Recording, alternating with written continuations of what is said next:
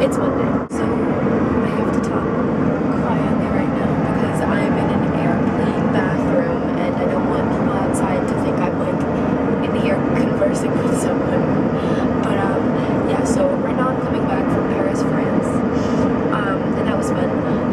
So basically the footage you're about to see is from my homestay with a French family in Thionville, which is a little town outside of Paris, and then also my 3 days with my class in actual Paris.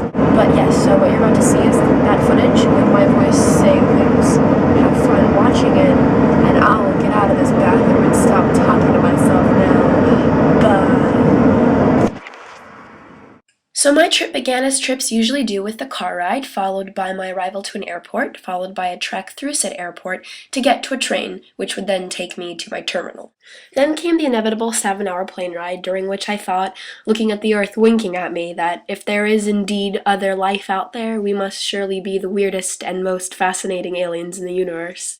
Then the plane landed and we all took a bus to this beautiful train station with pigeons flying around in the rafters, and I had my first French meal sitting at a cafe. Following my first French sandwich was my first French bomb scare, though I didn't really get any footage of that, so sorry guys. Then I went to my first French park with old men playing croquet and a man walking his baby and another man having a solo picnic with himself and a bottle of wine and French pigeons. And I really got my first impression of the French tendency to take those little moments we seem to forget, to just sit and look and acknowledge our own existence. Then came my first French or other train ride to Metz, which was the city I'd be meeting my host family in.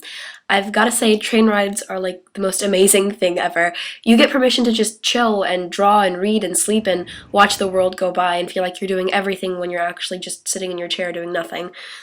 I kept trying to film these beautiful views out the window, but every time I'd try, a hill would come up like a hand of the camera-shy landscape covering its face from me, so I gave up and just enjoyed it.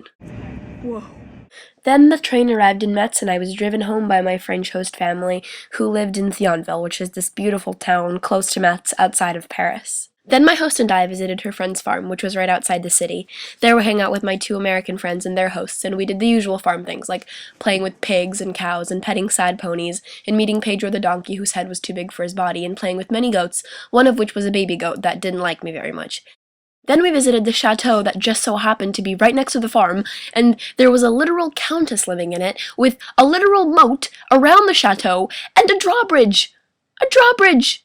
I've never seen a drawbridge before, can you tell? Then we went into the surrounding forest, and we saw a dried-up lake with mussel bodies peppering the ground, and we saw some World War II bunkers and climbed one of them, and saw a really beautiful view, and it was fun, and all the girls were singing What Makes You Beautiful by One Direction, and it was really cute.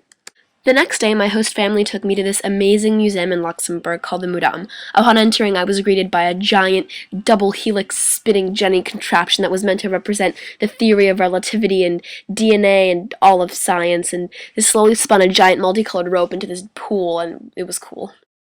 Then I saw money made of more money and $1 billion and a money plate and a fountain filled with black ink instead of water to represent words in their purest form, and I got yelled at by the security guard for trying to touch it. Awkward for me. Then there was this giant, amazing thing that looked like something I would make if you locked me in a room with a bunch of household objects for a week and drove me insane. It occurred to me how great people were, that we made things like this and built buildings to house them so that people could look at what other people thought and try to understand. Then there was this creepy TV room and this weird library and this random Victorian-style Gothic chapel room with creepy-looking green lighting and stained glass windows of skeletons making out. Now, I could make an easy boner joke, but I figure the skillful artistry speaks for itself. Finally, after seeing this stealthy wall drawing, and this red room filled with red things, and this flying tiger made entirely out of gauze, and this puppet fashion show, and this scary silver room filled with scary objects and scary sounds, it was time to go home. The following day, my friend's host mother took her and I to another chateau, this one about 500 years old and much bigger than the first one, and nestled on a hill in the rolling French countryside. It amazed me how such a widely admired and yet small country could afford to be so sparsely populated, with so many rolling hills stretching into nothingness, and all of its people laid out neatly, not jumbled together into huge apartment complexes. The chateau featured an exhibit by a man named Ben Vautier, whose self-proclaimed goal was to push the boundaries of modern art and challenge what art even is by painting cliched phrases or just displaying objects and calling it art. However, I learned that self-awareness alone definitely does not constitute art. I mean, you know you're in trouble when you display pee in a jar in an art exhibition. Sorry, I had to do it. My next and final day at a beautiful cathedral in the city of Metz, I had my usual cathedral visiting experience. I always feel like I should be making some sort of grand conclusion about the greatness of God or the universe, but find myself marveling more at the greatness of the men who built the place than God himself. Also, the ceiling totally looked like the underside of ribs, so the whole time I felt like we were all swallowed by this huge fantastic beast with really beautiful skin. After leaving my French host family came the train ride to Paris. Being with them for 4 days really made me think a lot about the nature of language. When you actually think about it, it's so bizarre how certain sounds and combinations of noises and the way air escapes out of our mouths differently when we move our teeth or tongue around, it can act like keys, unlocking different reactions and thoughts and emotions in people whose minds were completely alien to our own. Also, this part of the train ride was foggy as all shiz. I was like, oh god, this is the end, the Dementors are coming to stop the train. It was bad. Now, Paris itself was kind of a blur and insane and beautiful and amazing and all the things Paris is. Like this mall that I'm showing you right now, which had a freaking glass dome, but anyways.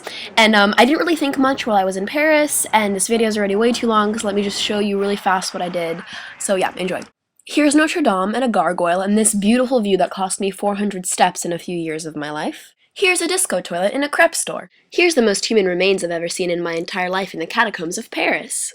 Here's the Louvre, which I sadly did not kiss in the shadows of. Oh look, there's the Mona Lisa, and there's Jesus at a wedding, and there's Lady Liberty, and there's a medieval photobomb. Here's the Seine. Here's Musée d'Orsay with its shadows of people and its shadows of clocks. Here's Renoir. Here's Monet. Here's art. Here's A Naked Bronze Guy by Rodin. Here's Monet again. Here's Van Gogh, and here's me being yelled at for filming Van Gogh. Here's guys rapping on a subway. Here's another beautiful view of Paris that you may or may not recognize from the movie Amélie. Here's the Church of the Sacré-Cœur where I lit a candle, though I'm not sure for what. Here's the Sainte-Chapelle, which is a French chapel built by Louis IV to house the crown of thorns, which ironically cost him more money to buy than to build the chapel itself. But basically, this place has the most gorgeous, huge amount of beautiful stained glass I've ever seen in my entire life. I mean, look at it. Here's the relatively famous bridge over the Seine where lovers write their names on locks and lock them and then throw the keys into the Seine. I had this desperate urge to make a lock with the Forever Alone face on it as a joke and put it amidst all the couples, but yeah, I decided not to. I figured it would ruin the magic. And here's food. This requires no words, let's just take a moment of silence. Here's a holy flash mob. Holy crap. Here's the first and last immoral, albeit delicious goose liver I will ever eat. Here's French vandalism that doesn't think it's actually vandalism. Here's a sad teddy bear in a window. And finally, here is the Eiffel Tower, which apparently has names of architects written on it, which I didn't know. It's really sad if you think about it. So yes, that was my trip to Paris. Sorry this video is literally 10 minutes long, but I had a lot of stuff to show you guys. I wanted to get it all in there. But yeah, so here, have some beautiful footage of the last boat ride we took on the Seine the night before we left. I hope you enjoyed watching this video as much as I enjoyed Paris, hopefully. And yeah, don't forget to be awesome. Karen, I'll see you tomorrow.